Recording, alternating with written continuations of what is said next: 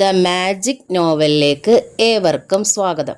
Kamala ഗോവിന്ദൻ്റെ വാമം part 13. എൻ്റെ കുഞ്ഞെ, അതാണ് ഒന്നാമത് ചെയ്യേണ്ടുന്ന കാര്യം, സുധയുടെ അമ്മയും പറഞ്ഞു. സുധയ്ക്ക് ജോലി ചെയ്യാമെന്നായി. അവളുടെ അസുഖവും പൂർണ്ണമായി ഭേദപ്പെട്ടു എന്ന് തോന്നിയപ്പോൾ പോയതാണമ്മ. ഇടയ്ക്കിടെ വരും, സഞ്ചി നിറയെ ഓരോ സാധന സാമഗ്രികളുമായി. ചേമ്പ്, തേങ്ങ, ചേന, ചക്ക, അരിപ്പൊടി, അങ്ങനെ എന്തെങ്കിലുമൊക്കെ ആയിരിക്കും പത്മാക്ഷി കൊണ്ടുവരിക. വാടകയ്ക്ക് താമസിക്കുന്ന ആൾക്ക് അവർ കൊണ്ടുവന്ന് കൊടുക്കാതെ എവിടെ നിന്ന് കിട്ടാനാണ്? വീട്ടിൽ വെക്കുന്ന അച്ചാറിൻ്റെ ഒരു വീതം അവർ എപ്പോഴും സുധയ്ക്കായി കരുതി വെക്കും. ജയൻ അച്ചാറുകളെല്ലാം ഇഷ്ടമാണ്, പ്രത്യേകിച്ചും പത്മാക്ഷി വെച്ചാൽ. അവർ എന്തുണ്ടാക്കിയാലും നല്ല രുചികരമായിരിക്കും വിഭവങ്ങൾ. ഇത്തവണ വന്നപ്പോൾ രാജിയുടെ പ്രശ്നം ചർച്ചാ വിഷയമായി. അവർ തീർത്തും പറഞ്ഞു, നിങ്ങൾ അവിടേക്ക് തിരിച്ചു പോയി താമസിക്കുകയോ താമസിക്കാതിരിക്കുകയോ ചെയ്യും, അത് നിങ്ങളുടെ ഇഷ്ടം. പക്ഷേ പെണ്ണിനെ അങ്ങ് നിർത്തരുത്. ഏതു വിധേന ഉടനെ കല്യാണം നടത്തണം, അതാ അതിൻ്റെ മര്യാദ. ജയനും ഉത്സാഹമായിരുന്നു അക്കാര്യത്തിൽ. പരിചയക്കാരോടും ദല്ലാൾമാരോടും വിവരം പറഞ്ഞു. പണത്തിനായുള്ള നെട്ടോട്ടം ആരംഭിച്ചു. 1-2 ലോണുകൾക്കായുള്ള ആപ്ലിക്കേഷനുകൾ വെച്ചു. പോരാത്തത് വീടും പറമ്പും പണയം വെക്കണം. അതുമല്ലെങ്കിൽ കുറച്ച് ഭാഗം വിൽക്കണം. 8-10 സെന്റ് വിറ്റാലും ബാക്കിയുണ്ടല്ലോ. അത് മതി തനിക്ക്. വീടൊന്നുകൂടി പുതുക്കാനുണ്ട്. വാരവും അടുക്കളയും ഒന്ന് നന്നാക്കണം. അതൊക്കെ കല്യാണം അടുക്കുമ്പോൾ. വീട്ടിലേക്ക് കൊണ്ടുചെല്ലാൻ പറ്റിയ ആലോചന എത്തും മുമ്പായിരുന്നു ഓണം വന്നത്. ഓണത്തിന് എന്തായാലും വീട്ടിൽ പോകണം. എല്ലാവർക്കും ഒരുമിച്ചിരുന്ന് ആഹാരം കഴിക്കണം. ജയനും അത് ആഗ്രഹിച്ചു. എല്ലാവർക്കും പുതുവസ്ത്രങ്ങൾ വാങ്ങി. അതുമായി അവർ ഉത്രാടത്തിന്റെ തലേന്ന് തന്നെ യാത്ര തിരിച്ചു. സ്കൂട്ടറിൽ. ഇറ്റിങ്കൽ സ്കൂട്ടർ നിന്നു. അടച്ചു കുറ്റിയിട്ട ഗേറ്റ്, അടച്ചു പൂട്ടിക്കിടക്കുന്ന വീട്, മുറ്റത്തെല്ലാം കരിയിലകൾ. ഇരുവരും പരസ്പരം നോക്കി അമ്പരപ്പോടെ. അമ്മയും രാജി എവിടെ? അകത്തടച്ചിട്ടിരിക്കുകയല്ല, പുറത്ത് പൂട്ടിയിരിക്കുകയാണ്. സുധയും ശ്രദ്ധിച്ചു. ഒരാഴ്ചയെങ്കിലും കഴിഞ്ഞിട്ടുണ്ടാകും ഇവിടെ ആളില്ലാഞ്ഞായിട്ട്. മുറ്റവും പരിസരവും കണ്ടാലറിയാം. തൊടിയാകെ കാട് പിടിച്ചു കിടക്കുന്നു. വരാന്തയിൽ പോലും ചുക്കിലി കെട്ടി താഴേക്ക് തൂക്കിക്കിടക്കുന്നു. കരി പിടിച്ച്. താൻ എന്ന് വൃത്തിയാക്കൽ നിർത്തിപ്പോയി? അന്ന് മുതലുള്ളത്. തനിക്ക് വയ്യായ്മ ആരംഭിച്ചപ്പോൾ മുതലുള്ളത്. രാജി അമ്മയും ശ്രദ്ധിക്കാറില്ലാത്ത കാര്യങ്ങളാണതൊക്കെ. എല്ലാം ചെയ്തു. എന്നും വീടും പരിസരവും എന്നും വൃത്തിയാക്കിയിട്ടു. എല്ലാ പണിയും കൃത്യമായി ചെയ്തു തീർത്തിരുന്നു. എന്നിട്ടും കുറ്റപ്പെടുത്തലുകളല്ലാതെ എന്ത് കിട്ടിയിട്ടുണ്ട്? അതിനിടയിൽ കൂടോത്ര പ്രശ്നം. എന്നും സ്നേഹിച്ചിരുന്നത് മരണത്തെയായിരുന്നു. ഒരുപക്ഷെ ആ അവസ്ഥയോട് ചേർന്നായിരിക്കാം തലച്ചോറിൽ വികലമായ ബുദ്ധി ഉണ്ടായത്. ഓർമ്മ തെറ്റുകൾ സംഭവിച്ചത്. അനുവിനെ പോലും. എൻ്റെ ഈശ്വര, ഓർക്കുമ്പോൾ നടുങ്ങും. അവൾ ഉണ്ടായപ്പോഴത്തെ ബഹളം. പെണ്ണായി പോയതിൻ്റെ കുറ്റം പോലും തനിക്കായിരുന്നു. എൻ്റെ ചെറുക്കന് കുരിശ് തന്നെ, കുരിശുമേ കുരിശ്. എൻ്റെ കുഞ്ഞിനെ ചക്രശ്വാസം വലിപ്പിക്കുകയല്ലേ? ഒരാൺകുഞ്ഞായിരുന്നേ അവനൊരു സഹായമാകത്തില്ലായിരുന്നോ? അതെങ്ങനെ? മൂദേവി കയറിയെടുത്ത് ഐശ്വര്യം വിളയാടുമോ? എത്ര ദിവസം കേട്ടു, എത്ര ദിവസം. തൻ്റെ വീട്ടിൽ പ്രസവിച്ച് കിടക്കുന്ന മുറിയിൽ വെച്ചായിരുന്നു തോറ്റം പറച്ചിൽ. 30-ാം ദിവസം കർശനമായ ഓർഡർ ഇട്ടു വീട്ടിലേക്ക് ചെല്ലാൻ. ഇതെന്നാ ഇതിലൊരു പുതുമ? ആരും പെറാത്തതാണോ? കിടക്കാന്ന് തരം കണ്ടാ കിടക്കും, അല്ലാണ്ടെന്താ? അത് കൊള്ളാം. മതി സുഖം പറ്റി കിടന്നത്, ഇനി അങ്ങോട്ട് പോര്. വെളുപ്പിനെ എണീക്കാനും കഞ്ഞി വെക്കാനും ഒന്നും എനിക്ക് വയ്യ. പ്രായം കുറേയായി. ആയ കാലത്ത് ഒത്തിരി കഷ്ടപ്പെട്ടതാ. ഇനി മതി. നിന്റെ കെട്ടിയോന് പൊതികെട്ടി കൊടുത്തു വിടുന്ന കാര്യമാണ് ഞാൻ പറഞ്ഞത്. എനിക്ക് മേലെന്ന്. മിണ്ടിയില്ല. എന്ത് മിണ്ടാൻ? നാത്തൂനെ, അവളുടെ മരുന്ന് തീർന്നിട്ടില്ല. ശരീരത്തിന് രക്ഷയൊന്നും ആയിട്ടില്ല. 1 മാസം കൂടി കഴിയട്ടെ. 56 കഴിഞ്ഞിട്ട് പോരെ? തൻ്റെ അമ്മ ചോദിച്ചു, അപേക്ഷിച്ചു. നിങ്ങളുടെ അഭിപ്രായം ചോദിച്ചില്ല. അവൾ നിൽക്കേണ്ടത് എൻ്റെ വീട്ടിലാണ്. എൻ്റെ ചെറുക്കൻ്റെ കൂടെ പൊറുക്കണമെങ്കിൽ ഞാൻ പറയുന്നത് പോലെ തന്നെ കേൾക്കണം. മരുന്ന് തീർന്നില്ലെങ്കിൽ അതുകൂടെ എടുത്തോണം. അവിടെ ആയാലും കഴിപ്പ് വരുത്തില്ലയോ? ശരീരം അവിടെയും നന്നാക്കാം. അവിടെയും നല്ലോണം വെപ്പും കൂടിയുള്ള വീട് തന്നെ, അമ്മ കർശനമായി പറഞ്ഞു. ഒടുവിൽ 40-ാം ദിവസം താൻ അനുവിനെയും കൊണ്ട് പോന്നു. അല്ല, ആരിത്? ജയനും സുധയുമോ? സുധ ശബ്ദം കേട്ടുണർന്നു. ചുറ്റും നോക്കി. സുഭദ്ര ചേച്ചി അപ്പുറത്തു നിന്നും വരുന്നു. അനുക്കുട്ടി ഓടി വന്നു. അപ്പോഴാ ഞാൻ കണ്ടത്. അനു ശോഭയെ തിരക്കി വന്നതാ. അവൾ അങ്ങ് അവൻ്റെ ജോലി സ്ഥലത്തല്ലയോ? എന്നാലും നിങ്ങൾ കല്യാണത്തിന് വന്നില്ലല്ലോ, സുഭദ്ര പരിഭവിച്ചു. വന്നില്ല, ജയൻ പറഞ്ഞു. അമ്മയ്ക്ക് അത് മതി പ്രശ്നമാകാൻ. ഇവിടെ നടക്കുന്ന ബഹളം പോരാഞ്ഞിട്ട് കല്യാണ വീട്ടിലും പ്രശ്നമുണ്ടാക്കുമെന്ന് തോന്നി. അമ്മയുടെ സ്വഭാവം അറിയാലോ, ജയൻ ക്ഷമാപണം പോലെ വിശദീകരിച്ചു. എനിക്കറിയാൻ ജയ, എനിക്ക് പരിഭവമില്ല. ഞാൻ വെറുതെ ചോദിച്ചെന്ന് മാത്രം. ഭാരതി കല്യാണത്തിന് കൂടിയില്ല, രാജിയെ പോലും വിട്ടില്ല. സുഭദ്ര ചേച്ചി, അമ്മയും രാജിയൊക്കെ എവിടെ? സുധ വിഷമത്തോടെ ചോദിച്ചു. അവരാ കൃഷ്ണൻകുട്ടി ആങ്ങളയുടെ കൂടെ പോയി. 1.5 ആഴ്ചയായി. ഓണം കഴിഞ്ഞിട്ടേ വരൂന്നാ രാജി രഹസ്യമായിട്ട് പറഞ്ഞത്. ജയനും സുധയും പരസ്പരം നോക്കി. നിങ്ങൾ ഓണം കൊണ്ട് വന്നതല്ലേ? അതെ, ജയൻ പറഞ്ഞു. അമ്മ വഴക്കുണ്ടാക്കുമെന്നറിയാം, എന്നാലും വേണ്ടിയില്ല.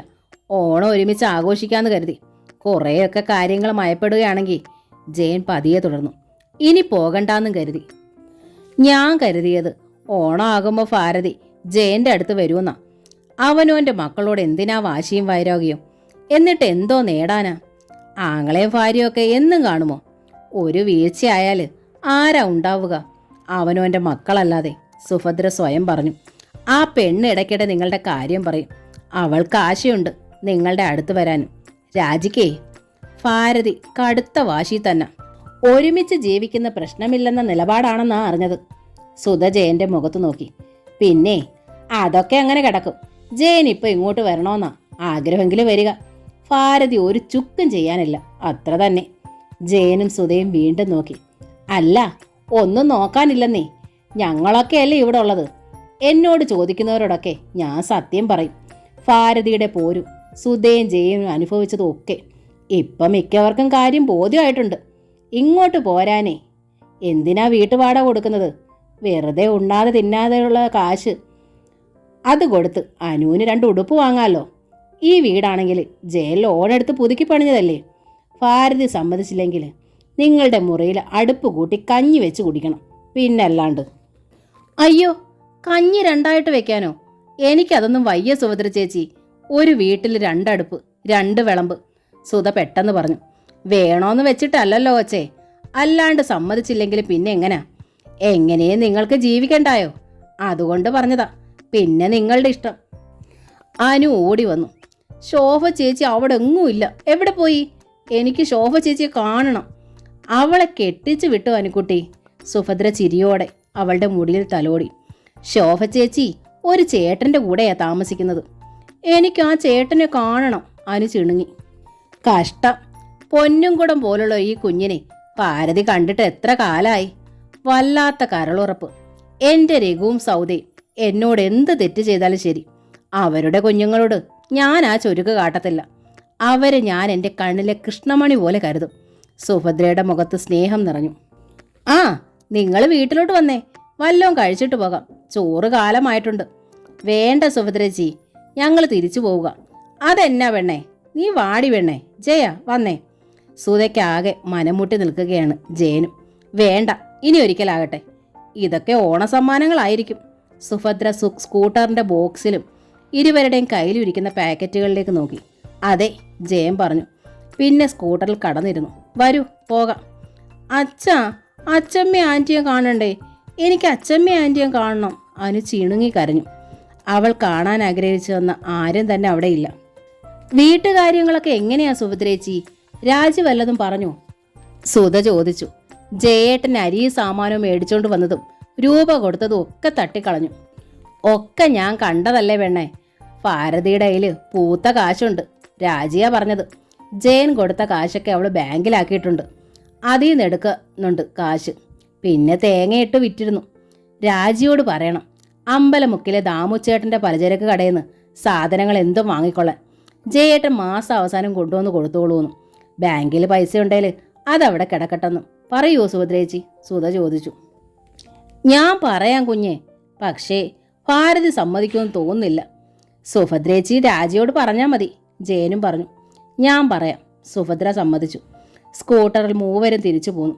പോരും വഴി ജയൻ ചോദിച്ചു, അമ്മ ദാമുച്ചേട്ടൻ്റെ കടയിൽ നിന്ന് സാധനങ്ങൾ വാങ്ങുമെന്ന് നീ കരുതുന്നുണ്ടോ? സുധ മിണ്ടിയില്ല.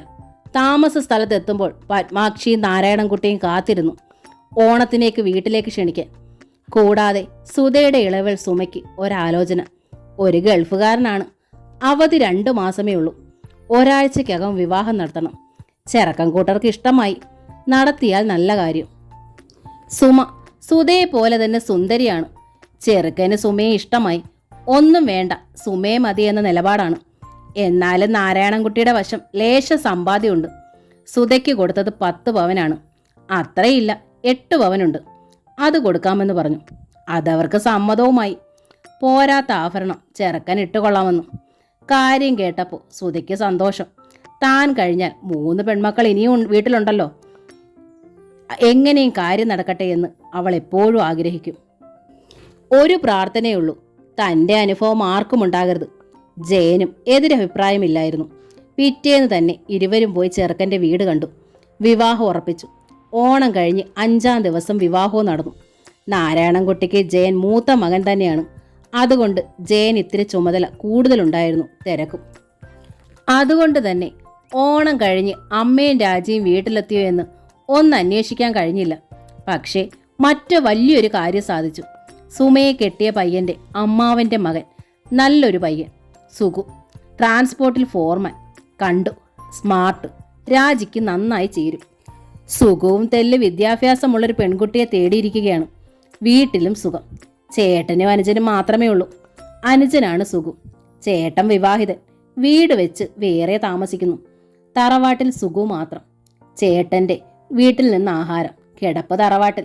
അച്ഛനും അമ്മയും മരിച്ചു. എന്തുകൊണ്ടും രാജിക്ക് ചേരും. സുധ പറഞ്ഞു, നമുക്കിത് എങ്ങനെയും നടത്തണം ചേട്ടാ. ഇത്രയും നല്ലൊരു ബന്ധുത ഇനിയെങ്ങും കിട്ടാൻ പോകുന്നില്ല. പക്ഷേ ലോൺ സാങ്ഷൻ ആയില്ലല്ലോ സുധേ, ജയൻ പറഞ്ഞു. ആലോചിച്ച് നിശ്ചയിച്ചിടുക. വിവാഹം ഒരു 2-3 മാസത്തേക്ക് നീട്ടിക്കിട്ടും പോലെ ഡേറ്റ് ഫിക്സ് ചെയ്യുക. അതിനുള്ളിൽ പണം കിട്ടും. ദാ എൻ്റെ ഈ 10 പവനും തന്നേക്കാം. ബാക്കിക്ക് ഓടി നടന്നാൽ മതി. ജയൻ അപ്പോഴും അവളെ നോക്കി. സുധേ, അവൻ്റെ ഭാര്യ. 2-3 വളകൾ ഇമിറ്റേഷൻ അണിഞ്ഞ് പന്തലിറങ്ങിയതിൻ്റെ പേരിൽ ഇവൾ കേട്ടിട്ടുള്ള ആട്ടും തുപ്പും. ഇമിറ്റേഷൻ അണിഞ്ഞതും തൻ്റെ അറിവോട് തന്നെയായിരുന്നു. ആട്ടും തുപ്പും ഇവൾ കേട്ടിരുന്നതും താൻ അറിഞ്ഞു തന്നെ. നട്ടലില്ലാത്ത വെറും മകനായിരുന്നു താൻ അന്നൊക്കെ. ആണോ? സത്യം അതല്ല. അമ്മ സങ്കടപ്പെടരുത്. അമ്മ ഒരുപാട് സങ്കടപ്പെട്ടിട്ടുണ്ട്, കഷ്ടപ്പെട്ടിട്ടുണ്ട്. ഇനിയെങ്കിലും സന്തോഷിക്കട്ടെ. താനായിട്ട് അമ്മയ്ക്കൊരു കുറവും വരുത്തരുത് എന്ന് കരുതി. പക്ഷേ ഒടുവിൽ ഭാര്യയ്ക്ക് ഒരു കഷ്ണം തുണി വാങ്ങുന്നതിൽ പോലും അമ്മ തെറ്റ് കണ്ടു. അടുക്കളയിൽ കരിയും ചെളിയുമായിട്ട് നിൽക്കുന്നവൾക്ക് എന്തിനാ ഈ പട്ടുതുണി? പളവളപ്പ് കണ്ടോ? പെണ്ണ് പുറത്തോട്ടിറങ്ങി പോകുന്നതല്ലേ നിന്റെ പെങ്ങളെ രാജി. അവൾ തയ്ച്ചിരട്ടെ, അമ്മ തീർത്തു പറയും. മിണ്ടിയില്ല. മിണ്ടിയാൽ അമ്മ പൊട്ടിത്തെറിക്കും, കരയും, തോറ്റം പറയും. അതൊഴിവാക്കാൻ ശ്രമിച്ചു. ആ ശ്രമത്തിൽ സ്വന്തം ഭാര്യയെ തന്നെ ശത്രുവായി കണ്ടു. പക്ഷേ സുധ, അവൾക്കതൊന്നും ഓർമ്മയില്ല. ഒക്കെ മറന്നോ? രാജി പോലും മുക്കുപണ്ടത്തിൻ്റെ പേരും പറഞ്ഞ് പരിഹസിച്ചിട്ടുണ്ട്. അതെ, രാജിക്ക് 10 പവനും കൊടുക്കാൻ സമ്മതമാണെന്നും. ജയന് മനം നിറഞ്ഞു. അമ്മയും രാജിയും ഇപ്പോൾ വന്നിട്ടുണ്ടാകുമോ? ഉണ്ടായിരിക്കണം. അവിടെ വരെ പോയെന്ന് നോക്ക്, അപ്പോൾ അറിയാമല്ലോ, സുധ പറഞ്ഞു. പോകേണ്ടതായി വന്നില്ല. യാദർച്ഛികമായി ശോഭയുടെ അച്ഛൻ രാഘവൻ ചേട്ടനെ കണ്ടു. ചോദിച്ചു. ഉണ്ട്, വന്നിട്ടുണ്ട്. ഓണം കഴിഞ്ഞാ വന്നത്. ഓ, എന്നാൽ പിന്നെ ഇനി പോകാമല്ലോ. രാജിയുടെ ആവശ്യമാകുമ്പോൾ അമ്മ പ്രശ്നം ഉണ്ടാക്കുമെന്ന് തോന്നുന്നില്ല, അത് തീർച്ച. ജയൻ സുഖുവിൻ്റെ വീട്ടിൽ വിവരം അറിയിച്ചു. സുഖുവിൻ്റെ ചേട്ടനാണ് വന്നതും. രാജിക്ക് അച്ഛൻ്റെ സ്ഥാനത്ത് ജയനാണ്. സുഖുവിന് അച്ഛൻ്റെ അമ്മയുടെ സ്ഥാനത്ത് ചേട്ടൻ വിശ്വനാണ്. വിശ്വനെയും കൂട്ടി ജയൻ സ്വന്തം വീട്ടിലേക്ക് തിരിച്ചു. ഓണത്തിന് വാങ്ങിയ പാക്കറ്റുകളും എടുത്തു. ജയൻ്റെ സ്കൂട്ടറിൽ ഇരുവരും വീട്ടുമുറ്റത്തിറങ്ങി. ഭാരതി വരാന്തയിലിരുന്ന് വാഴച്ചുണ്ടരിയുകയാണ് തോരൻ വെക്കാൻ വേണ്ടി.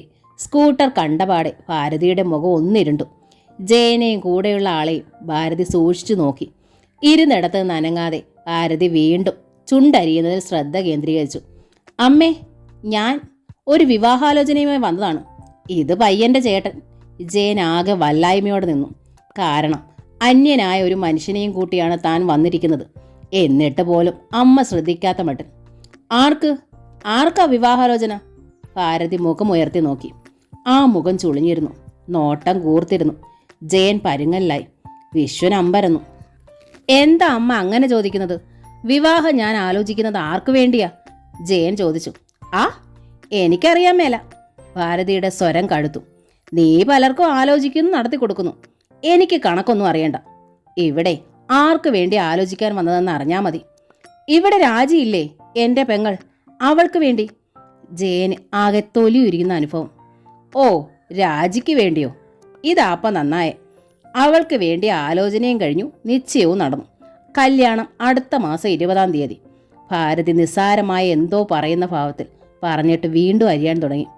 തലയ്ക്ക് പെട്ടെന്നൊരടിയേറ്റതുപോലെ ജയൻ കണ്ണുമിഴിച്ചു, വായി തുറന്നു. വല്ലാത്തൊരു സ്തംഭനാവസ്ഥ. എന്താണ് ഈ കേട്ടത്?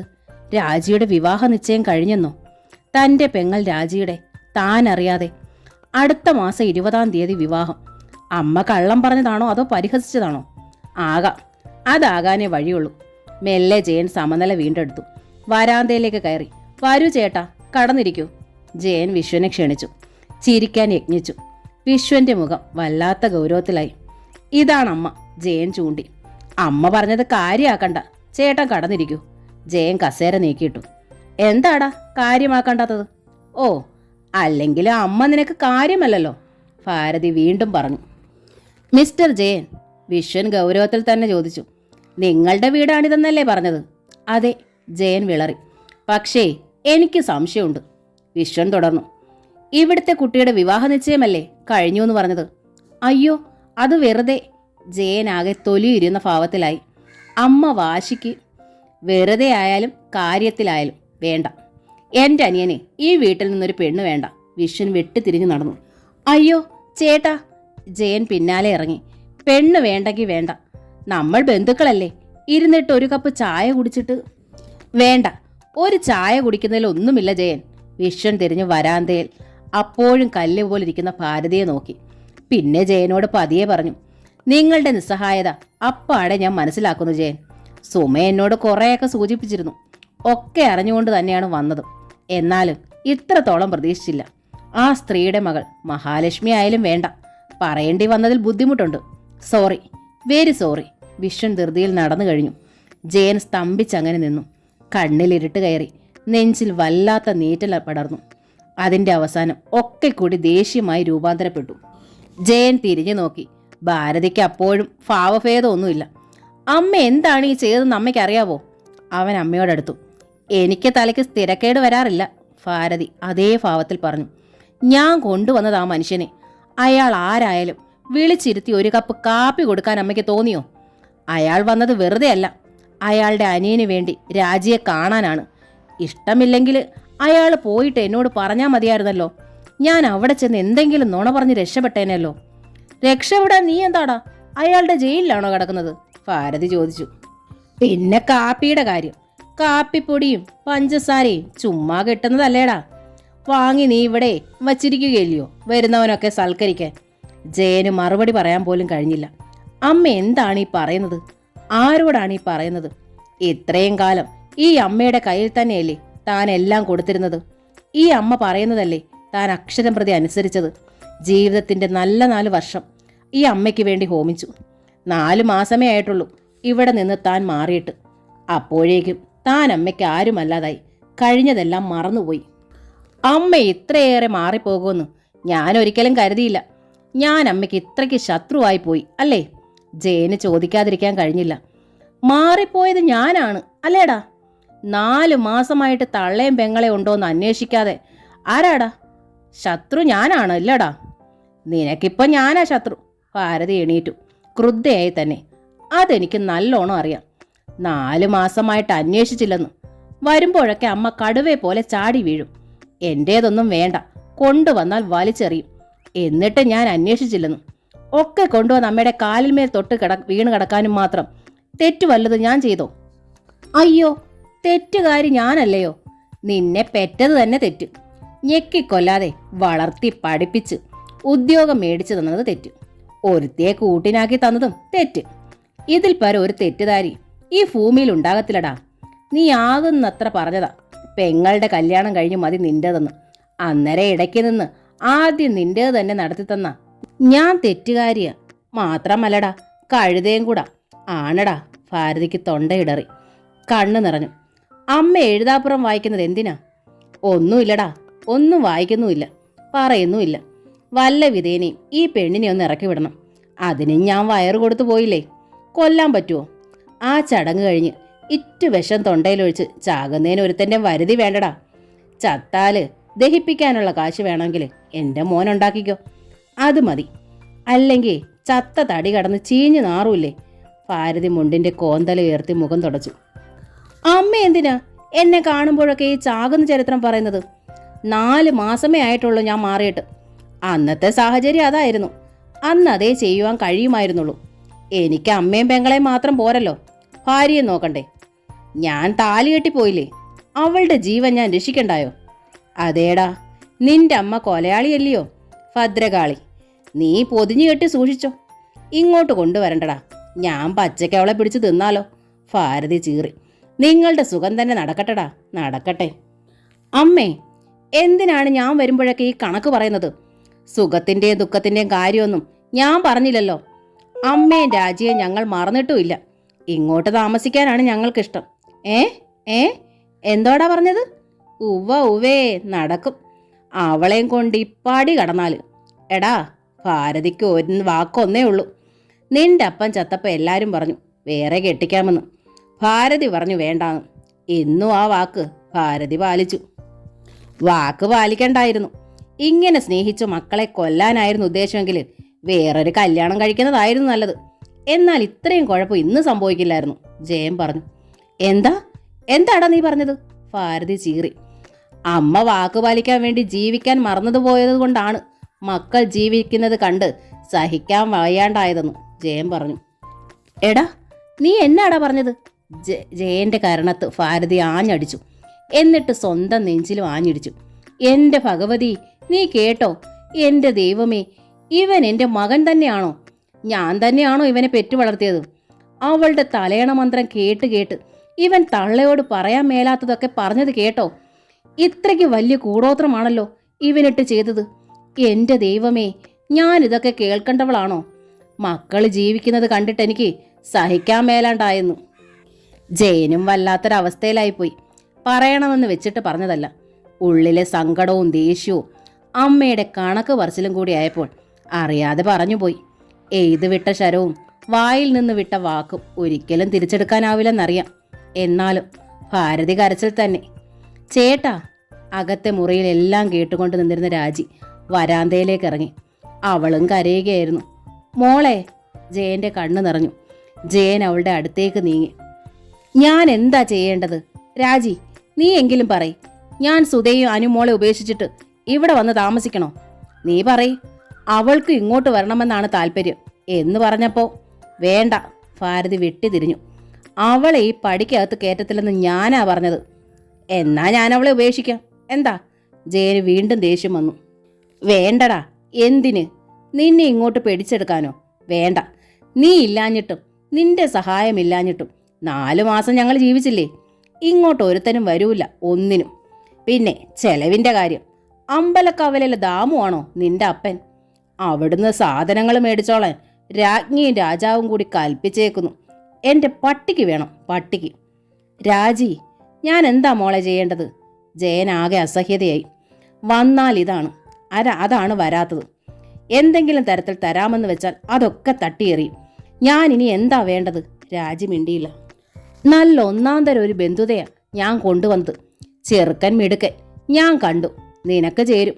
ഒരുപാട് ചെറുക്കന്മാരെ കണ്ടു, ഞാനും സുധയും കൂടി. ഞങ്ങൾക്കെല്ലാം കൊണ്ടും ഇഷ്ടപ്പെട്ടവനാണ് സുഖു. ട്രാൻസ്പോർട്ടിൽ ഫോർമാൻ. കുടുംബവും നല്ലത്. സ്വന്തമായൊരു വീട്. മറ്റ് പ്രാരാബ്ദങ്ങളൊന്നുമില്ല. ഞാൻ ഇവിടെ നിന്ന് തൽക്കാലത്തേക്കൊന്ന് മാറിയെന്ന് വെച്ച് ഞാൻ നിങ്ങളെ മറക്കുമോ രാജി?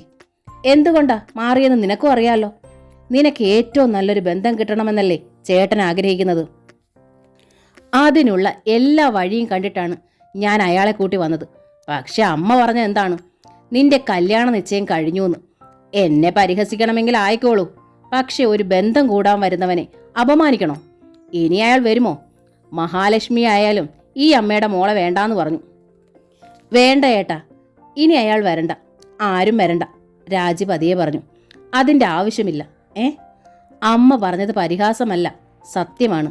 രാജി വിഷമത്തോടെ പറഞ്ഞു. നീ എന്താണ് ഈ പറയുന്നത്? ജയൻ കണ്ണുമിഴിച്ചു. എൻ്റെ വിവാഹ നിശ്ചയം കഴിഞ്ഞു ഏട്ടാ. രാജി. ജയൻ അവളുടെ 2 തോളിലും ബലമായി കടന്നു പിടിച്ചു. എന്താടി പറഞ്ഞത്? നിന്റെ വിവാഹ നിശ്ചയം കഴിഞ്ഞുവെന്നോ? നേരാണോടി? രാജി മിണ്ടിയില്ല. അവളുടെ കണ്ണു നിറഞ്ഞു. പിന്നെ ഞാൻ അവളെ കൊന്ന് കുഴിച്ചു മൂടുമെന്ന് നീ കരുതിയോ? കല്യാണം നിശ്ചയിച്ചു.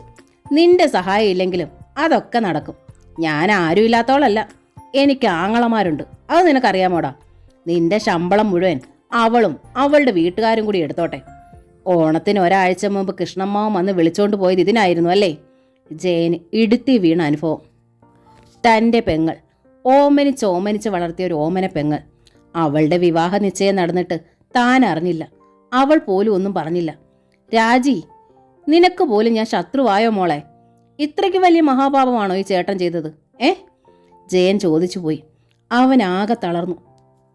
വല്ലാത്ത പരാജയബോധം അവനെ ആകെ ഭരിച്ചു. ഞാനിപ്പം എല്ലാവർക്കും ഒരു ഭാരമാണ് ചേട്ടാ. ഞാനാണ് എല്ലാവരുടെയും പ്രശ്നം. ചാകാൻ മനസ്സ് വരുന്നതുമില്ല. അതുകൊണ്ട് എല്ലാവരും പറയുന്നത് ഞാനങ്ങ് അനുസരിക്കുകയാണ്. രാജിയുടെ സ്വരം താഴ്ന്നിരുന്നു. എന്നാലും ഒരു വാക്ക് പറയാമായിരുന്നു നിനക്കെങ്കിലും. ഞാൻ മുടക്കുമെന്ന് നീ ഭയന്നോ അനിയത്തി? ചേട്ടാ, രാജി വിങ്ങിപ്പൊട്ടി. അവൾക്ക് ചേട്ടനെ വന്നു കണ്ട് വണങ്ങി സേവ പിടിക്കണമെന്ന് പൂതിയുണ്ടായിരുന്നു. പക്ഷേ മനസ്സില്ലായിരുന്നു ഇവിടെ. പോന്നാ പിന്നെ ഭാരതിക്ക് ഇങ്ങനൊരു മകളും ഇല്ലടാ. ഞാൻ പെറ്റിട്ടില്ലെന്നങ്ങ് കരുതും.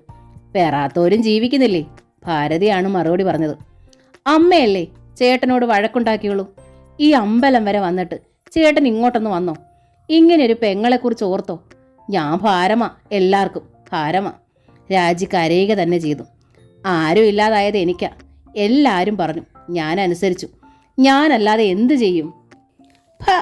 അവളുടെ ഒരു പൂങ്കണ്ണീര്. കേറി പോടിയകത്ത്. എന്ന് വെച്ചാല് ആങ്ങളെ അങ്ങ് അലിഞ്ഞു ചേരും കണ്ണീര് കണ്ട. അവന്റെ കണ്ണിലും വയറ്റിലെല്ലാം കൂടോത്രം. അവനിപ്പം അവന്റെ കെട്ടിയോളും വീട്ടുകാരും അമൃതം. കണ്ടില്ലേ, കണ്ണടച്ച് തുറക്കും മുമ്പ് അനിയത്തിയുടെ കല്യാണം നടത്തി കൊടുത്തത്. ഞാനൊന്നും അറിയത്തില്ലെന്ന് കരുതി അല്ലേടാ? ഇനിയും ഉണ്ടല്ലോ അവിടെ 2 എണ്ണം കൂടെ. ഈ കിടപ്പാടം കൂടി വെറ്റുതളച്ച് അവളുമാരെ കൂടി ഇറക്കി വിറാ. നിനക്ക് അവരല്ലേ വലുത്. നിന്റെ പെങ്ങൾ ഇവിടെ നിന്നോട്ടെ, അതാ അവരുടെ ഉദ്ദേശം. ഒന്നറിയാണ്ട് ചെറുക്കനെ വശപ്പെടുത്തി എടുത്തില്ലേ?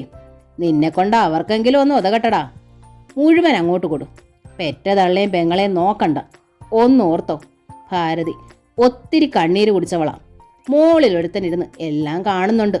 എല്ലാവരും അനുഭവിക്കും, എല്ലാവരും. ജയൻ രാജിയുടെ നേരെ തിരിഞ്ഞു. ആരാണ് നിന്നെ കെട്ടാൻ പോകുന്നവൻ? എന്നെ കൂടാതെ നിശ്ചയം വരെ എത്തിച്ചു. നിന്റെ കുറ്റം അല്ലെന്ന് എനിക്കറിയാം. എന്നാലും സാരമില്ല, ഞാനത് നടത്തിത്തരാം. നിന്റെ വിവാഹം എൻ്റെ ഒരു സ്വപ്നം തന്നെയാ മോളെ. ഇനിയെങ്കിലും എനിക്ക് അവനെ കാണണം, ആ വീട് കാണണം. ഞാൻ ഏറ്റുമല്ല. അതിനുള്ള രൂപം ഞാനുണ്ടാക്കും. ജയൻ പതിയെ പറഞ്ഞു. വേണ്ടടാ, നിന്റെ തൂമ്പയില്ലാതെ ഞാൻ നടത്തുമടാ. ഭാരതി വീണ്ടും എതിരിട്ടു. അമ്മേ, രാജി വിളിച്ചു. മതിയമ്മേ. ഇല്ലാതെ പിന്നെ അമ്മ എങ്ങനാ പണം നിർമ്മിക്കുമോ? ജയന് വീണ്ടും ദേഷ്യം ഇരച്ചു കയറി. ഇല്ലടാ, ചിരട്ടയും കൊണ്ട് നടന്ന് ഞാൻ തെണ്ടും. അങ്ങനെ തെണ്ടി കിട്ടുന്നത് കൊണ്ട് എത്ര തള്ളമാര് പെമ്പിള്ളാരെ കെട്ടിക്കുന്നു. നീ ഉണ്ടാക്കുന്ന രൂപ കൊണ്ട് അവളുടെ അനിയത്തിയമാർക്ക് കെട്ടിയോമാരെ ഉണ്ടാക്ക്. അല്ലെങ്കിൽ കുറെ കൂടി പൊന്നു മേടിച്ച് നിന്റെ കെട്ടിയോളെ അലങ്കരിക്കും. അവൾക്ക് സമാധാനമാകട്ടെ. നീ ഇവിടെ ഒന്നും നടത്തണ്ടടാ. അവളുടെ മോറ് നോക്കിയിരുന്നോ? കോന്തൻ, അച്ചിക്കോന്തൻ. നീ എന്താ വിചാരിച്ചേ? ഭാരതിയെ തോൽപ്പിക്കാമെന്നോ? പാഠം പഠിപ്പിക്കാമെന്നോ? നടപ്പില്ല മോനെ. അതിന് ഈശ്വരൻ വിചാരിക്കണം. ഈശ്വരനും എനിക്കിട്ടൊന്നും ചെയ്യാനില്ല. സത്യവിരുദ്ധമായി ഞാനൊന്നും ചെയ്യുന്നില്ലെന്ന് അങ്ങേർക്കറിയാം. എൻ്റെ കണ്ണീരും അങ്ങേര് കാണുന്നുണ്ട്. മുഴുവൻ കേൾക്കാൻ ജയൻ നിന്നില്ല. ഭാരതി പറഞ്ഞു തരുന്നതിന് മുമ്പ് തന്നെ അവൻ ആ മുറ്റത്ത് നിന്നിറങ്ങി. സ്കൂട്ടർ സ്റ്റാർട്ട് ചെയ്യാതെ തള്ളിക്കൊണ്ട് ഈ ലോകത്തെ തന്നെ മറന്ന രീതിയിലായിരുന്നു ആ പോക്ക്. രാജി അത് നോക്കി നിന്നു നിസ്സഹായതയോടെ.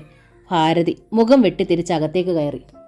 ഉച്ച കഴിഞ്ഞപ്പോൾ പോയതാണ് ജയേട്ടനും രാജിക്ക് പറഞ്ഞു വെച്ച ചെറുക്കൻ്റെ ചേട്ടനും കൂടി വീട്ടിലേക്ക്.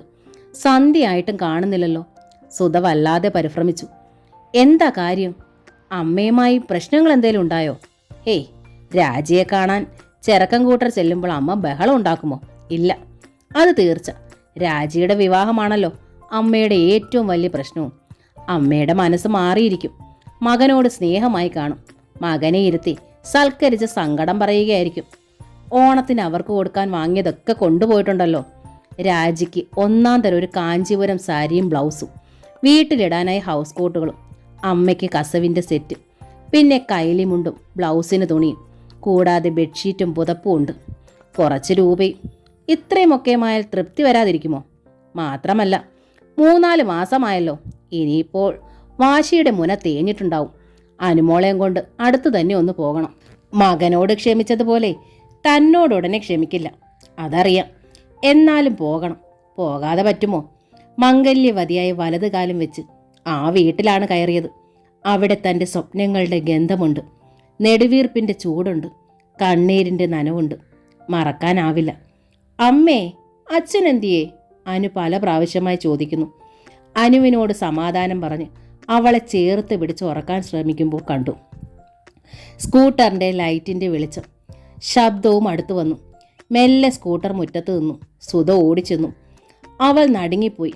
സ്കൂട്ടറിൽ നിന്നിറങ്ങിയ ആൾ സാധാരണ രീതിയിലല്ല, നിന്നാടുന്നു, വീഴാൻ ഭാവിക്കുന്നു. എൻ്റെ ഈശ്വര, എന്താണിത്? സുധ ഓടി ഇറങ്ങിച്ചെന്നു. വേച്ചുപോയ അവനെ താങ്ങാൻ ചെന്നു. ഓടി ഓടി! ജയൻ അവളെ തട്ടി മാറ്റിക്കൊണ്ട് ചീറി. നീയും പോ, എനിക്കാരും വേണ്ട, ആരും വേണ്ട. ജയേട്ടാ, എന്താണിത്? ഞാൻ എന്താണ് ഈ കാണുന്നത്? അവൾ വീണ്ടും താങ്ങി പിടിക്കാൻ ചെന്നു. പോടി! ജയൻ കുതറി. പിന്നെ ആടി ആടി നടന്നു. വല്ല വിധേനയും നട കയറി മുറിക്കുള്ളിലെത്തി. സുധ ശ്രദ്ധിച്ചു. സ്കൂട്ടറിന്റെ ബോക്സിൽ കൊണ്ടുപോയവയ്ക്ക് അതുപോലിരിക്കുന്നു. അവർ അവിടെ ഇല്ലേ? അതോ വീണ്ടും മഴക്കായോ? അതൊക്കെ എടുത്ത് സുധ അകത്തേക്ക് തന്നെ ചെന്നു. ജയൻ ചെന്നപാടെ ബെഡിലേക്ക് വീണിരിക്കുന്നു. അടുത്ത് ചെന്നിട്ട് ആദ്യം അവൾ ചെരുപ്പൂരി വെച്ചു. ഷർട്ടും പാൻസും അഴിക്കാൻ ശ്രമിച്ചില്ല. അതിനു പകരം അടുത്തിരുന്ന് അവൾ വെറുതെ അവനെ നോക്കി, സങ്കടത്തോടെ. അനുമോൾ അച്ഛനെ അമ്പരപ്പോടെ നോക്കി. പതിവ് പോലെ തന്നെ വിളിച്ചു നിർത്തുന്നില്ല, ഉമ്മ തരുന്നില്ല, കിന്നാരം പറയുന്നില്ല. അവൾ ചോദിച്ചു, അച്ഛൻ എന്നാ പറ്റിയതാ അമ്മേ? അച്ഛനൊരു തലവേദന. മോള് മിണ്ടാതിരുന്നോളൂ, ഉറക്കം വരുന്നെങ്കിൽ കിടന്നുറങ്ങിക്കോളൂ, സുധ പറഞ്ഞു. അവൾ കരഞ്ഞു തുടങ്ങിയിരുന്നു. എനിക്ക് ഉറക്കം വരുന്നില്ലമ്മേ. അനു അച്ഛനെ തന്നെ നോക്കിയിരുന്നു. സുധ ഫാൻ ഫുൾ സ്പീഡിലിട്ടു. ജയൻ ആകെ വിയർക്കുകയാണ്. സുധ അരികിലിരുന്ന് മെല്ലെ അവൻ്റെ മുഖത്ത് കൈ ഓടിച്ചു. മുടിയിഴകളിൽ തലോടി. ജയൻ കണ്ണു തുറന്ന് അവളെ നോക്കി. സുധേ! തെല്ലെഴിഞ്ഞ സ്വരത്തിൽ അവൻ വിളിച്ചു. എന്തോ? അവൾ വിളി കേട്ടു. നിനക്ക് വേണോ? എന്നെ വേണോ? ജയേട്ടാ, എന്താ ഇങ്ങനെ ചോദിക്കുന്നത്? സുധ പകച്ചു. അവൾ ആകെ വിറച്ചു. എനിക്കാരുമില്ലാതായടി, ആരുമില്ലാതായി. ജയൻ അനാഥനായടി, പറഞ്ഞുകൊണ്ട് അവൻ എണീറ്റിരുന്നു. ജയേട്ടാ, ഇങ്ങനെയൊന്നും പറയല്ലേ. ജയേട്ടൻ ഈ സുധയില്ലേ? ദാണ്ടേ നമ്മുടെ പൊന്നുമോൾ, അവളില്ലേ? അവൾ എത്ര നേരായിട്ട് അച്ഛനെ അന്വേഷിക്കുന്നു. നോക്കിക്കേ, അവൾ സങ്കടപ്പെടുന്നത് കണ്ടോ? സുധ അനുവിനെ ജയന്റെ അടുത്തേക്ക് നീക്കി നിർത്തി. ജയൻ അനുവിനെ ചേർത്ത് പിടിച്ചു. അതോടെ അവന് സങ്കടം വന്നു. വിങ്ങിപ്പൊട്ടലായി. പിന്നെ ഉച്ചത്തിൽ പറഞ്ഞു, എനിക്ക് അമ്മയും പെങ്ങളും ഇല്ല സുധേ. അവർക്ക് ഞാനും ആരുമല്ലാതായി. സുധ അവനോട് ചേർന്നിരുന്നു. വിഷമിക്കാതെ, ഒട്ടും വിഷമിക്കാതെ, ഇങ്ങനെയൊന്നും പറയാതെ. അമ്മയുടെ ദേഷ്യം തീർന്നിട്ടുണ്ടാവില്ല, അത്രേ ഉള്ളൂ. ഇപ്പൊ ഒന്നും ഓർക്കണ്ട, ജയേട്ടൻ ഉറങ്ങിക്കോളൂ. ജയൻ അവളുടെ തോളിൽ തല ചായ്ച്ചു. ഇടയ്ക്കിടെ തേങ്ങി വിങ്ങിപ്പൊട്ടി. അച്ഛൻ്റെ സങ്കടം നോക്കി വിമ്മിപ്പൊട്ടലോടെ അനു ഇരുന്നു. ജയനും സുധയും അനു അവർക്കവർ മാത്രമായി. അവർ 3 പേരും ഒറ്റപ്പെട്ടവരായി. പരസ്പരം അറിയാനും ആശ്വസിപ്പിക്കാനും അവർ മാത്രം. ഒടുവിൽ ജയൻ ഉറങ്ങി. അനുവും. ഇരുവരെയും കിടത്തി സുധ അവർക്കായി കാവലിരുന്നു. എന്തോ വലുതായി വീട്ടിൽ ചെന്നപ്പോൾ സംഭവിച്ചു. പുലരട്ടെ, എല്ലാം ചോദിക്കാം, സുധ സമാധാനിച്ചു. എന്തായാലും നന്നേ വിഷമം ഉള്ളിലുണ്ട്. അതാണ് ഇത്രയ്ക്ക് കുടിച്ചത്. 4-5 മാസമായിട്ട് ഒരു തുള്ളി പോലും കുടിച്ചിട്ടില്ല. പക്ഷേ ഇന്ന് കുടിച്ചു നല്ലതുപോലെ. ഈശ്വര, എന്നിട്ട് സ്കൂട്ടറിൽ കയറി വന്ന വരവ് എങ്ങനെ ഇവിടം വരെ എത്തി? ഭഗവതി കാത്തു. സുധ ഒരു നിമിഷം പ്രാർത്ഥിച്ചു പോയി, നന്ദി പ്രകടനമായിട്ട്. നന്നേ പുലർന്നിട്ടാണ് ജയൻ ഉണർന്നത്. ഉണർന്നിട്ടും തലയ്ക്ക് വല്ലാത്ത ഭാരം, വല്ലാത്ത തലവേദന, ക്ഷീണം. കുറേ നാൾ കൂടിയിട്ട് ഇത്രയേറെ കഴിച്ചിട്ടായിരിക്കും. ഇത്തിരി കൂടുതൽ കഴിച്ചു താനും. സുധ ചായ കൊടുത്തു. അവനെ ശ്രദ്ധിച്ചു. ക്ഷീണമുണ്ടെങ്കിൽ കിടന്നോളൂ ജയേട്ടാ, ഓഫീസിൽ പോകാറാകുമ്പോൾ വിളിക്കാം. സുധ ഒഴിഞ്ഞ ഗ്ലാസുമായി തിരികെ പോകാൻ ഇറങ്ങി. സുധേ! ജയൻ വിളിച്ചു. അവൾ നിന്നു. തിരികെ വന്നു. എന്താ ജയേട്ടാ, നീ ഇവിടെ ഇരിക്കെ. ജയൻ അവളെ അരികിൽ പിടിച്ചിരുത്തി. ഞാൻ ഇന്നലെ കുടിച്ചു അല്ലേ? വല്ലാതെ കുടിച്ചു അല്ലേ? നിനക്ക് ദേഷ്യമുണ്ടോ? വിഷമമുണ്ടോ? സുധ മുഖം കുനിച്ചു. അവളുടെ കണ്ണുകൾ തുളുമ്പിപ്പോയി. എന്തിനാണ് ഞാൻ ഇത്രയും കുടിച്ചതെന്ന് നിനക്കറിയണോ? പറയൂ എന്ന ഭാവത്തിൽ അവൾ നോക്കി. തുളുമ്പി ഒഴുകുന്ന കണ്ണുകളിൽ നോക്കി ജയൻ പറഞ്ഞു, ഓവറായി കുടിച്ച് സ്കൂട്ടർ ഓടിച്ച് എവിടെങ്കിലും കൊണ്ടുപോയി ഇടിച്ച് മരിക്കാൻ. എൻ്റെ ദൈവമേ! അവൾ അവൻ്റെ വായ അടച്ചു പൊത്തി. പിന്നെ ഉറക്കെ കരഞ്ഞു. എനിക്ക് പിന്നെ ആരുണ്ട് ജയേട്ടാ? നമ്മുടെ കുഞ്ഞിനാരുണ്ട്? അവൾ അവൻ്റെ നെഞ്ചിൽ മുഖം ചേർത്ത് പൊട്ടിക്കരഞ്ഞു. അവളുടെ മുഖം അവൻ പിടിച്ചുയർത്തി. എന്നിട്ട് പറഞ്ഞു, അതുകൊണ്ടാവും ഒരാപത്തും കൂടാതെ ദൈവം നിന്റെ അടുത്ത് എന്നെ പിടിച്ചേൽപ്പിച്ചത്. ജയൻ വല്ലാത്ത ഭാവത്തിൽ പറഞ്ഞു. ഞാൻ അത്രയ്ക്ക് സങ്കടപ്പെട്ടു സുധേ. നിനക്കറിയൂ, അമ്മയ്ക്ക് ഞാൻ മകനല്ലാതായി, രാജിക്ക് ഞാൻ ആങ്ങളെയല്ലാതായി. അവരെ സംബന്ധിച്ചിടത്തോളം ഞാൻ മരിച്ചിരിക്കുന്നു. എന്താ ജയേട്ടാ മരണത്തെക്കുറിച്ച് തന്നെ പറയുന്നത്? സുധയ്ക്ക് ഭയമായി. പോയ കാര്യം എന്തായി അത് പറയൂ. അവർ രണ്ടുപേരും അവിടെ ഉണ്ടായിരുന്നോ? തമ്മിൽ കണ്ടോ? രാജിക്ക് അങ്ങേരക്ക് ഇഷ്ടമായോ? എന്ത് പറഞ്ഞു പിരിഞ്ഞു? സുധയ്ക്ക് അതറിയാനായിരുന്നു ധൃതി. മഹാലക്ഷ്മി തന്നെ ആയാലും അവളെ വേണ്ടെന്ന്. ജയൻ പല്ല് കടിച്ചു പിടിച്ചു. അമ്മയുടെ സ്വീകരണം അങ്ങനെയായിരുന്നു. ജയൻ മുഖം കുനിച്ചു. രാജിയെ കണ്ടില്ലേ? ഇല്ല. എന്താ? കണ്ടിട്ടും കാര്യമില്ല സുധേ, തെളിച്ചു പറയൂന്ന്. രാജിയുടെ വിവാഹ നിശ്ചയം കഴിഞ്ഞു. അടുത്ത മാസം 20-ാം തീയതി കല്യാണം. സുധ മലച്ചുപോയി. ആരുമായിട്ട്? ജയേട്ടൻ തമാശ പറഞ്ഞതോ അതോ കാര്യമായിട്ടോ? സത്യം, സത്യം മാത്രം. സുധ സ്തംഭിച്ചിരുന്നു. അവളുടെ മുഖത്തെ ഭാവം എന്താണെന്ന് ജയന് പോലും പിടികിട്ടിയില്ല. ആരാണ് ചെറുക്കൻ? ഒടുവിൽ സുധ ചോദിച്ചു. അറിയില്ല. അറിയില്ല? സുധ എടുത്തു ചോദിച്ചു. അറിയില്ല സുധേ. ആരോ ഒരാൾ, എൻ്റെ പൊന്നളിയനായി ആരോ ഒരാൾ തീരുമാനിക്കപ്പെട്ടിരിക്കുന്നു. അവൻ യോഗ്യനാണോ? ജോലിയുണ്ടോ? വീടുണ്ടോ? എൻ്റെ പെങ്ങൾക്ക് ചേരുമോ? ഒന്നും എനിക്കറിയില്ല സുധേ. നമ്മൾ വേണ്ട. നമ്മളില്ലാതെ വിവാഹം നിശ്ചയിച്ചു. നമ്മളില്ലാതെ നടത്തും. ക്ഷണിച്ചാൽ പോയി അന്യരെ പോലെ സഹകരിക്കാം. അതിലപ്പുറം ഞാൻ ആരുമല്ല അവർക്ക്. ഞാൻ എന്ത് ചെയ്യണം സുധേ? എനിക്ക് അത് ഓർക്കാൻ വയ്യ. ഞാനില്ലാതെ, ഞാൻ അറിയാതെ എങ്ങനെ രാജിയുടെ വിവാഹം നടത്തും? അവൾ പോലും ഈ ചേട്ടനെ മറന്നല്ലോ. ഒന്ന് പറയാൻ തോന്നിയില്ലല്ലോ. ഞാൻ അവർക്ക് 4 മാസം കൊണ്ട് ആരുമല്ലാതായി തീർന്നല്ലോ സുധേ. ഇത്രയ്ക്ക് തെറ്റ് ഞാൻ ചെയ്തോ? ഞാൻ ചെയ്തോ സുധേ? ജയൻ്റെ ശബ്ദം വല്ലാതെ പതറി. എന്തു പറഞ്ഞ് അവനെ ആശ്വസിപ്പിക്കണമെന്ന് അവൾക്ക് അറിയില്ലായിരുന്നു. ആറ്റുനോറ്റ് വളർത്തി പഠിപ്പിച്ചെടുത്ത മകൻ, ഒരേ ഒരു മകൻ. ആ മകൻ്റെ ജീവിത പങ്കാളിയായി ഒരുവൾ വന്നതോടുകൂടി മകൻ അമ്മയ്ക്ക് അന്യനായി, ശത്രുവായി. പക്ഷേ രാജി, അവൾ ഇങ്ങനെ ചെയ്യാമോ? ഒരിക്കലും അവളോട് മുഖം കറുത്തൊന്നും പറഞ്ഞിട്ടില്ല. പെങ്ങളുടെ ഇഷ്ടങ്ങൾക്കെന്നും കൂട്ടുനിന്നിരുന്ന ആങ്ങള ഇത്ര പെട്ടെന്ന് അവൾക്ക് ആരുമല്ലാതായോ? അമ്മ തടഞ്ഞിരിക്കാം. എന്നാലെന്ത്? അവൾ എത്രയോ കൂട്ടുകാരികളുടെ വീടുകളിൽ ദിവസവും പോകുന്നു. അങ്ങനെ പറഞ്ഞെങ്കിലും ഒന്ന് വരാമായിരുന്നില്ലേ? ഒരു വാക്ക് പറയാമായിരുന്നില്ലേ? സുധയുടെ നെഞ്ച് ആർദ്രമായി അവൾ അവനെ നോക്കി. പക്ഷേ അവൻ്റെ മുഖത്ത് രൗദ്രം കുടിയേറിയിരുന്നു. കണ്ണുകളിൽ പകയുടെ കനലുകൾ കത്തിപ്പടർന്നിരുന്നു. ജയേട്ടാ! സുധ അങ്കലാപ്പോടെ വിളിച്ചു. ഞാൻ ആ വിവാഹം മുടക്കും സുധേ. ഞാനത് നടത്തിക്കില്ല, തീർച്ച. ജയന്റെ സ്വരം അമർന്നിരുന്നു. അവൾ നടുങ്ങി. ഞാൻ അറിയാതെ എൻ്റെ പെങ്ങളുടെ വിവാഹം നടക്കണ്ട. ഞാനല്ലാത്തൊരു രക്ഷകർത്താവ് അവൾക്ക് വേണ്ട, അവൻ തീർത്ത് പറഞ്ഞു. എൻ്റെ പൊന്നെ, എന്താണ് ഈ പറയുന്നതൊക്കെ? സുധയാകെ പരിഭ്രമിച്ചു. നീ ഒന്നും പറയണ്ട. ഞാനും കൂടി കണ്ട് ഇഷ്ടപ്പെട്ട് നിശ്ചയിക്കുന്നവൻ അവളുടെ കഴുത്തിൽ താലി കെട്ടിയാൽ മതി, അല്ലാത്തവൻ കെട്ടണ്ട. അവളുടെ പ്രായം 22 ആകുന്നുള്ളൂ. അമ്മ വെപ്രാളപ്പെടുന്ന പോലെ പ്രായം കവിഞ്ഞൊന്നും പോയിട്ടില്ല. ഇനിയും കാലമുണ്ട്. ഞാൻ നടത്തും വിവാഹം. ഈ ജയൻ നടത്തും. അവൻ സ്വയം ആളിപ്പടരുകയായിരുന്നു. ആരാണ് അവൾക്കായി നിശ്ചയിക്കപ്പെട്ടവൻ എന്നുപോലും പറയാൻ മടിച്ചു. എൻ്റെ തള്ള. അവരെൻ്റെ അമ്മയല്ല, എനിക്ക് അമ്മയില്ല. ജയേട്ടാ, എന്ത് ഭ്രാന്താണ് ഈ പറയുന്നതൊക്കെ? സുധ ഉറക്കെ ചോദിച്ചു. അമ്മയല്ലെന്നോ? ജയേട്ടൻ അമ്മയില്ലെന്നോ? ഇങ്ങനൊന്നും പറയരുത്. ദൈവം പോലും ക്ഷമിക്കില്ല കേട്ടോ. ദൈവം ഇനി എന്തോന്ന് ചെയ്യാനാടി എനിക്കിട്ട്? ആരും അറിയാതെ എൻ്റെ പെങ്ങളുടെ വിവാഹം നിശ്ചയിച്ചപ്പോൾ ദൈവം എവിടെ ആയിരുന്നടി? ജയൻ അലറി. ഈ ലോകത്തിൻ്റെ ഏത് കോണിലായാലും ഈ ജയൻ കണ്ടുപിടിക്കും ആ വീട്. അവനെയും കണ്ടുപിടിക്കും. തടയും ഞാൻ. എന്നിട്ടും അവൻ വന്നാൽ അവൻ്റെ കാല് ഞാൻ തല്ലി ഓടിക്കും, അല്ലെങ്കിൽ കൊല്ലും. സത്യമായും സുധ ഭയന്നു. ജയേട്ടനിത് എന്തു പറ്റി? ആ ഭാവവും നിൽപ്പും. സുധ പൊട്ടിക്കരഞ്ഞു. എന്തിനാടി നീ കരയുന്നത്? എടി എന്തിനാണെന്ന്? ജയന് ദേഷ്യം അവളോടായി. എല്ലാത്തിനും കാരണം നീയാണ്. നീ ഒരുത്തി കാരണം എനിക്കാരും ഇല്ലാതായി. സുധയ്ക്ക് കരച്ചിൽ കൂടി. അവൾ അവൻ്റെ കാൽക്കലിരുന്നു. കാലിൽ തല ചേർത്ത് വെച്ച് കരഞ്ഞു. അവളുടെ കണ്ണീർ അവൻ്റെ പാദത്തെ പൊള്ളിച്ചു, നനയിച്ചു. ജയേട്ടാ, ഞാനാണ് കാരണക്കാരി, ഞാൻ സമ്മതിച്ചു.